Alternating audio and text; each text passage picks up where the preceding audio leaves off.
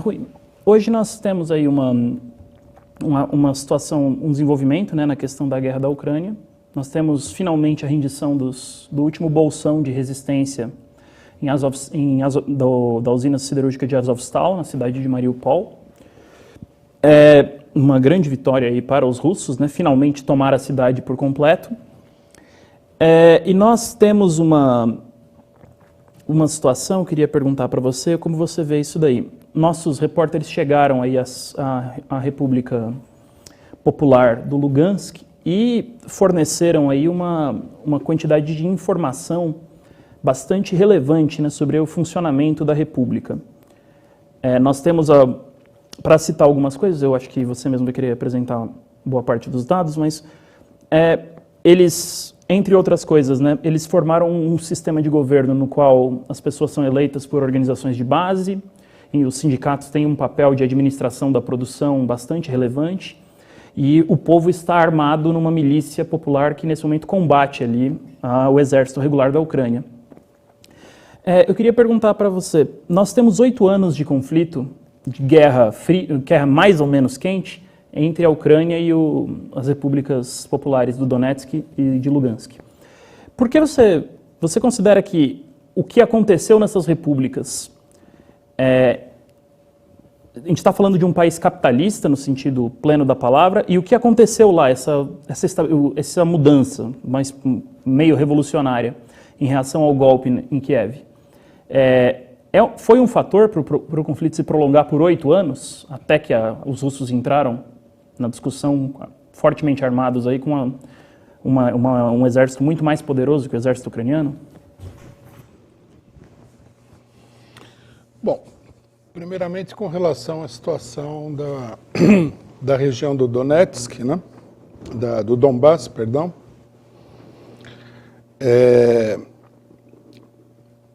Me parece que com as dificuldades, né, nós temos acompanhado aqui o esforço dos países imperialistas para mandar armas para a Ucrânia, né, para dificultar a operação russa.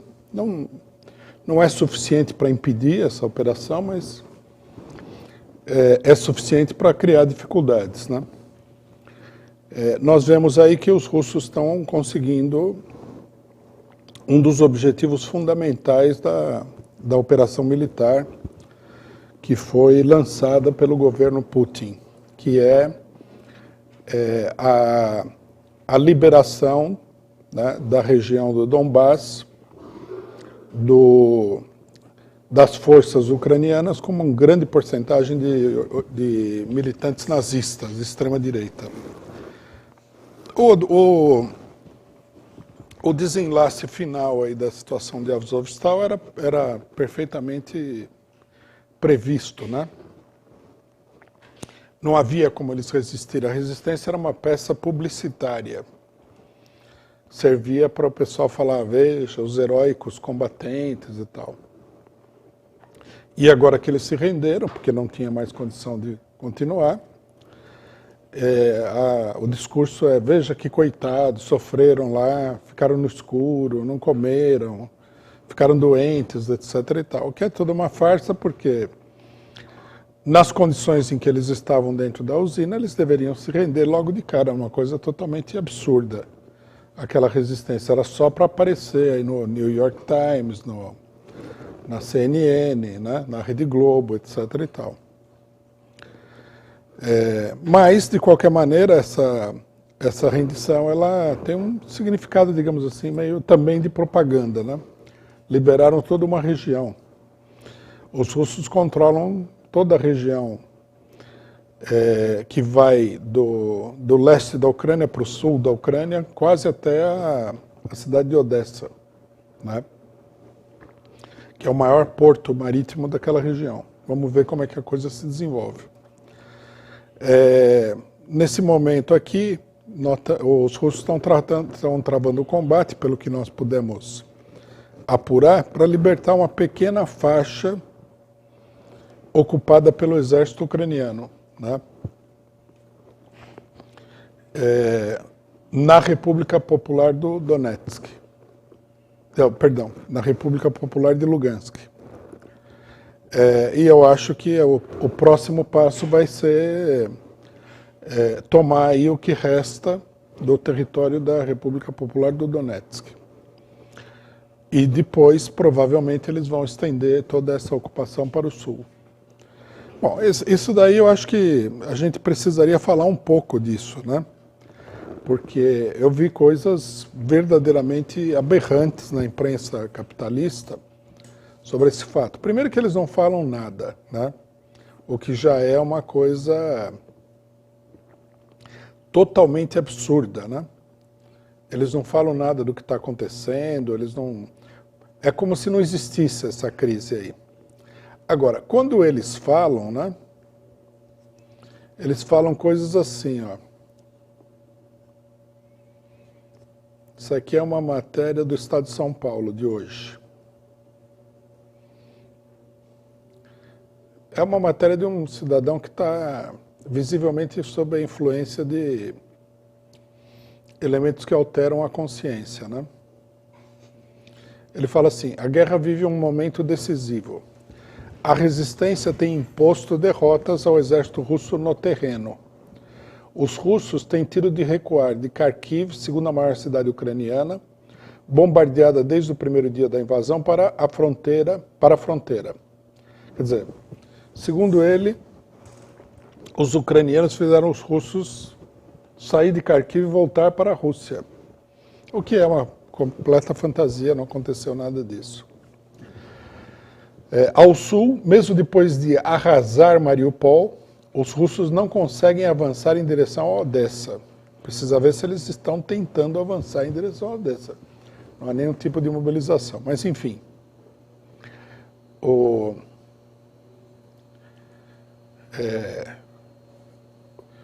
mais importante é o seguinte parágrafo. O próximo passo será recuperar os territórios ocupados pelos russos desde 2014, no leste da Ucrânia. De uma população de 6 milhões antes da invasão, 1,5 milhão de ucranianos fugiram da limpeza étnica efetuada pelos russos, que incluiu prisão, tortura e desaparecimento de moradores. Então, aqui a gente precisa de um esclarecimento, né, para todos os interessados, que é o seguinte. Primeiro, os russos nunca ocuparam essa região antes da atual operação militar. Não havia tropas russas lá, isso aí é uma coisa que... Ponto pacífico, era muito conhecido. O máximo que pode ter acontecido, né, e eu acho que provavelmente aconteceu, que os russos, vendo a situação, forneceram algum tipo de equipamento militar para o pessoal dessa região, para se defender do exército ucraniano. Limpeza étnica, nem por acaso, porque a região ela é quase que totalmente russa. Etnicamente, o pessoal é russo. Quem que teria feito a limpeza étnica? Ninguém, o cidadão não aponta. O que aconteceu foi o seguinte, né? Isso é um ponto fundamental de todo o debate político que nós estamos realizando. Quando se deu o golpe de Estado, né, na Ucrânia, apoiado pelos fascistas, isso daí é uma coisa que a imprensa imperialista procura esconder em todos os lugares, os nazistas, os grupos fascistas, eles passaram a hostilizar toda a população russa. Hostilizar é um termo bem suave, né? Porque pessoas foram mortas. Nós temos o famoso caso que ocorreu na Casa dos Sindicatos, em Odessa, né? Com um número de mortos que não foi nem estabelecido, de 30, 70, e nós temos também os bombardeios contra as regiões do Donbass, que segundo, né, o governo local, a administração local desses lugares, teria deixado 14 mil mortos. Tudo isso é ocultado. Os russos nunca puseram os pés lá, quer dizer, sei lá, algum russo terá ido lá para ajudar o pessoal, mas as tropas do exército russo nunca foram para lá. Essas regiões realizaram lá um plebiscito, né, onde eles tomaram a decisão de se separar da Ucrânia, se integrar à Rússia. E diante da impossibilidade ou da falta de ação do governo russo para integrar esses territórios, eles decidiram se manter como repúblicas independentes. E aqui é que tem uma parte muito importante, que é a mais oculta de todas, que a gente precisa deixar muito claro, que é o seguinte: que tipo de governo, que tipo de regime político se estabeleceu nessas regiões, né? Segundo os companheiros que estão lá, apuraram em loco, conversando com as pessoas, vendo também, nós somos para onde conversar, né? Vendo a situação, o que aconteceu lá é o seguinte: a maior parte da indústria foi estatizada, até porque os capitalistas ucranianos fugiram diante do levante popular contra o golpe. Essa indústria, né, na República de Lugansk, que é onde nós estamos lá, foi colocada sob a direção do Conselho dos Sindicatos, uma espécie de central sindical local, que procura fazer, como eles mesmos disseram, tem a entrevista que o pessoal pode ler, procura fazer, em primeiro lugar, que as coisas funcionem, que o pessoal trabalhe, que tenha produtos, etc. e tal. Aí eles estabeleceram um governo, que eu diria que nesse momento aqui no planeta Terra é o governo mais democrático que existe, que é um governo que é composto de representantes da população por local de trabalho e de moradia. Quer dizer, os representantes foram eleitos nas fábricas, outras pessoas foram eleitas no bairro, e o pessoal é representante das pessoas diretamente, né? Até uma coisa curiosa que nós constatamos, que é o seguinte: eles proibiram todos os partidos políticos, né? Inclusive o partido político que seria o partido dos povos, das nacionalidades, que era ligado ao Putin. Proibiram todos. Mas a proibição não é uma proibição repressiva.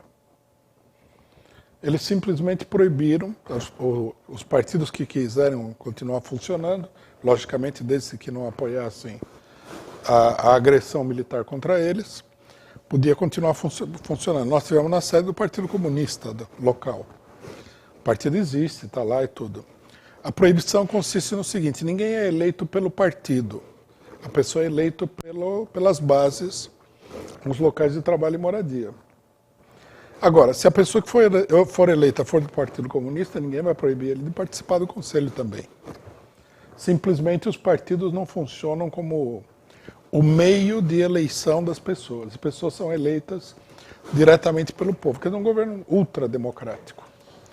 Não tem burguesia, o governo não responde aos interesses dos capitalistas. Uma parte muito significativa, quase a maioria da população masculina, foi recrutada para atuar na milícia popular, que são as pessoas que têm resistido ao ataque dos nazistas em algumas regiões, né? É importante levar em consideração que essa milícia é composta em grande medida de operários, tá? Quer dizer, pela situação que se criou com o golpe de Estado e a reação da população local, formaram-se aí duas pequenas repúblicas que são verdadeiros governos operários. Nós não estamos exagerando. Nós não estamos também fazendo mera propaganda, governo operário, porque nós defendemos o governo operário. É um fato, né? Inclusive o conselho que controla a região, que é o governo da região, efetivamente, assumiu o nome de Soviete Popular. Soviete é uma palavra russa para conselho. Então é um conselho popular, conselho do povo, né? Lógico que isso daí vem de uma tradição muito antiga, da antiga União Soviética e toda a Revolução Russa, essa coisa toda que as pessoas conhecem. É muito interessante, né? Porque isso daí, inclusive, o fato de que as coisas sejam assim mostra que não tem nada a ver com a questão de que os russos invadiram, os russos ocuparam, não é nada disso. O que a gente deve dizer aqui, inclusive, é o seguinte: o governo Putin, devido aos problemas diplomáticos que ele enfrenta, ele não tomou a iniciativa de mandar tropas para esse território para defender a população russa. Né? Nós não sabemos exatamente, ele deve ter feito alguma coisa, deve ter mandado ajuda e tal. Mas nunca mandou tropas, não havia tropas. Então, ao contrário do que as pessoas estão dizendo, que isso aqui é toda uma iniciativa de conquista, né, imperialista, etc. e tal, é exatamente o contrário. Os russos atuaram de maneira muito defensiva. O único lugar que eles ocuparam efetivamente foi a Crimeia, onde aconteceu uma coisa muito parecida com o que aconteceu aí. A administração política local chamou um plebiscito para se juntar à Rússia. E devido à maior importância estratégica da Crimeia, o Putin mandou o exército ocupar a região e anexar a região à Rússia. O que mostra o caráter limitado e defensivo da ação do próprio governo russo. Bom, em relação à pergunta, eu acho que nós podemos considerar que sim, que a situação escapou de controle, tanto dos russos como dos ucranianos. Né? Se na Ucrânia houvesse um partido político de esquerda sério, que chamasse o pessoal à resistência e tudo mais, chamasse imediatamente ao armamento do povo, a situação poderia ter escalado em todo o território ucraniano. Né? Até porque a população, a esquerda ucraniana e a população russa foram pegas de surpresa pelo golpe de Estado. Não estavam contando com aquilo e não conseguiram reagir imediatamente. Só conseguiram começar a reagir depois que o golpe se consumou. O golpe foi apresentado como um grande movimento popular, alguns falam até em revolução, etc. e tal, quando na verdade era um movimento de extrema-direita. Se houvesse um partido operário, um partido de esquerda organizado na Ucrânia naquele momento, esse partido teria chamado a atenção do pessoal para o que estava acontecendo. Né? A reação foi espontânea. Eu li uma entrevista de uma outra pessoa que saiu na RT, que participou dos acontecimentos em Odessa, e ele falava o seguinte, que em Odessa a resistência fracassou porque o pessoal eram uns intelectuais que não estavam acostumados a enfrentar nada. Né? Tanto que o massacre na casa dos sindicatos aconteceu porque o pessoal foi para lá desarmado, sendo que a cidade estava cheia de grupos de extrema-direita armados, que já é uma insanidade fazer uma coisa dessa. E ele fala o seguinte, que a reação no Donbass foi uma reação muito mais intensa, muito mais feroz e muito mais rápida, porque o pessoal era todo operário de fábrica. Eles não ficaram lá debatendo, né, qual seria a melhor teoria para se aplicar. Eles foram diretamente enfrentar os fascistas, se armaram, expulsaram os fascistas de lá e começaram uma verdadeira guerra civil.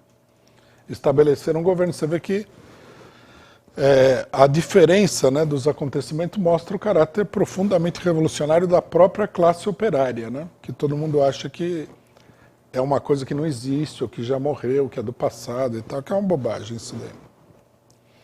Então, é uma experiência muito interessante, né? E insisto, não é que nós estamos falando alguma coisa que alguém falou, nós lemos sobre isso, lógico. Mas os companheiros estão lá, eles viram isso daí ao vivo, né? Eles estão lá na capital da República Popular do Donetsk, ou da República Soviética do Donetsk.